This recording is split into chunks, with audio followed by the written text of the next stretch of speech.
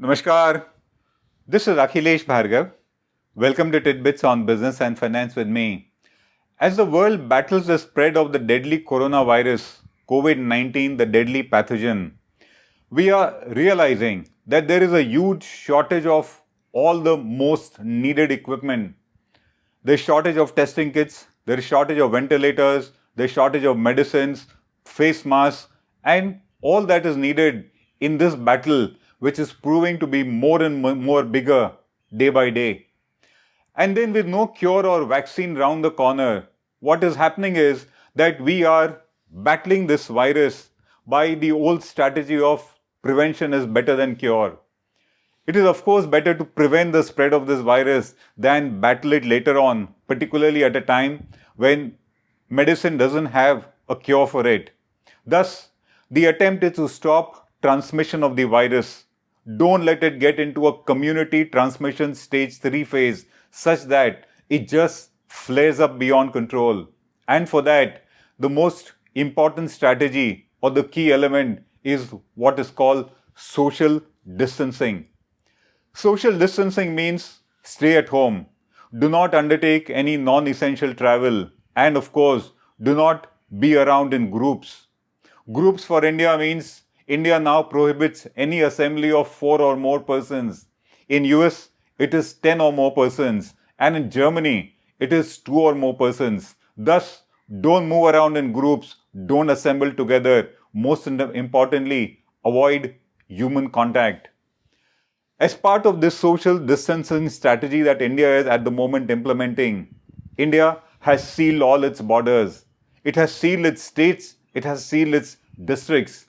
Rail, road and air travel has been stopped completely. There are no domestic flights, there are going to be no international flights until the 14th of April. At the moment, we are under orders to stay indoors till the 14th of April, hoping that transmission of the virus by way of a stage 3 community transmission is completely prevented.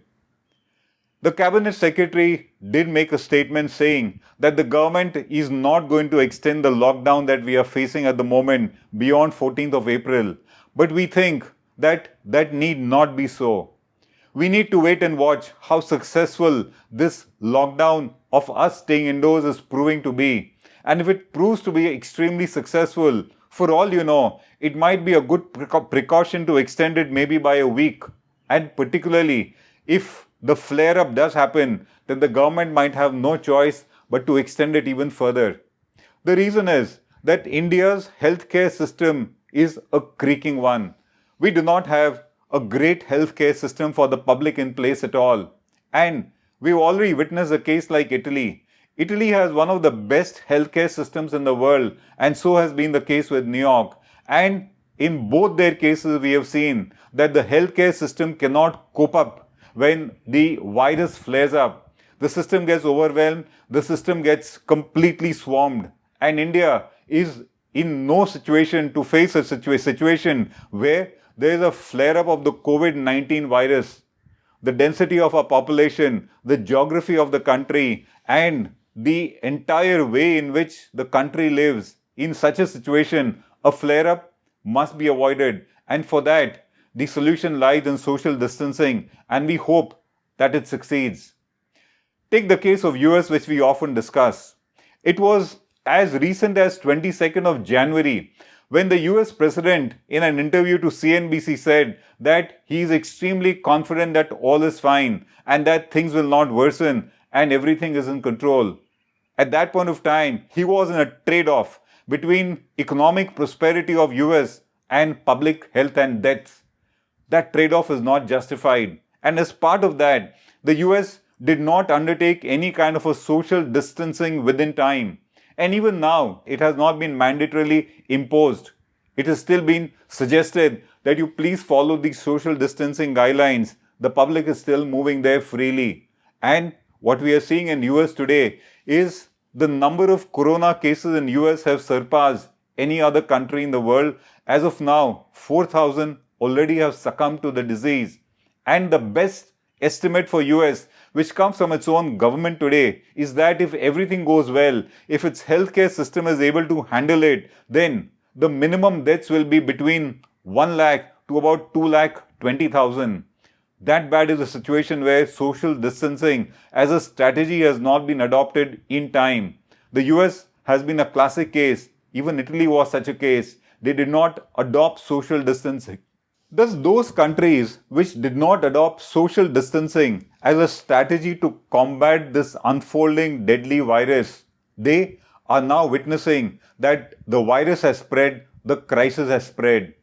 Thus, unlike what the American president told to the CNBC on 22nd January, where he said that everything is in control and things are fine, he now warns the American public of painful coming weeks as the crisis unfolds all over America.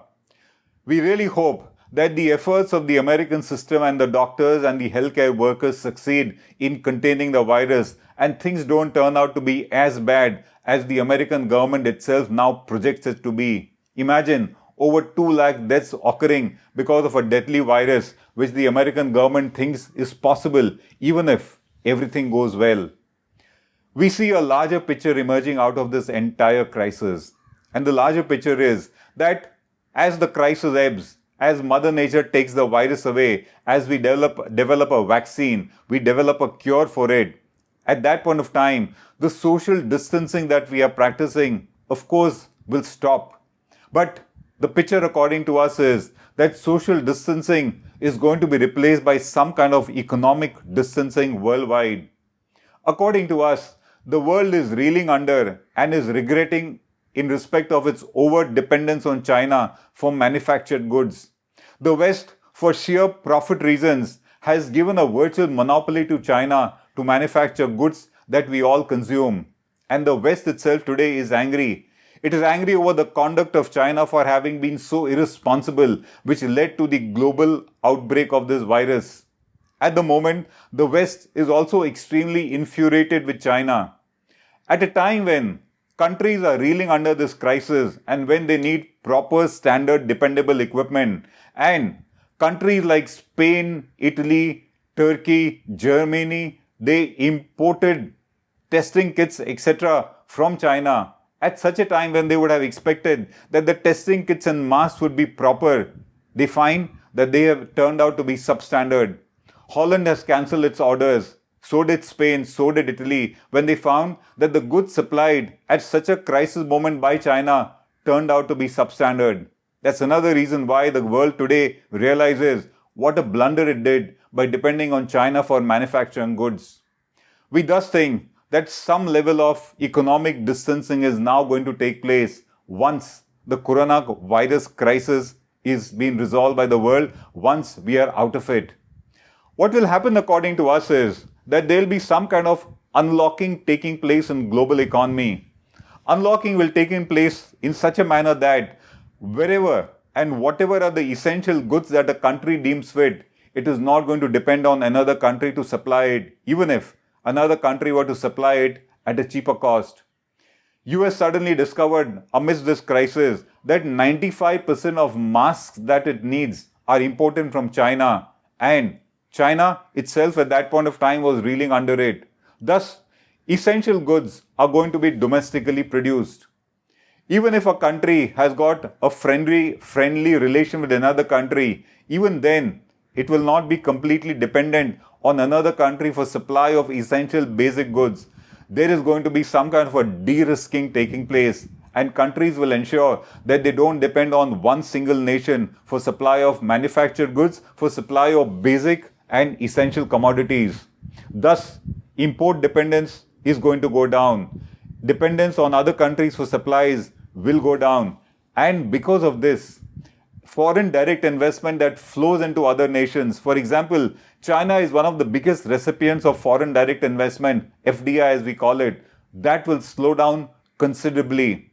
FDI will slow down. Foreign portfolio investment will slow down. We've already witnessed foreign investors pulling out 1.2 lakh crores from Indian markets because of the onset of the corona crisis.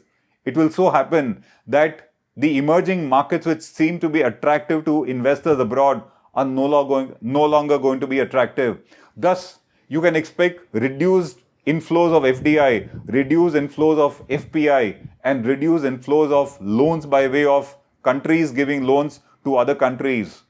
We also think that because nations are now going to develop their own manufacturing base, especially for essential items, there will be some kind of an immigration which will be permitted, because where do the developed nations have the manpower to set up their own manufacturing bases? So some kind of immigration will take place. And of course, there will be a reverse flow of funds from developing nations back to the developed nations as they pull their funds out.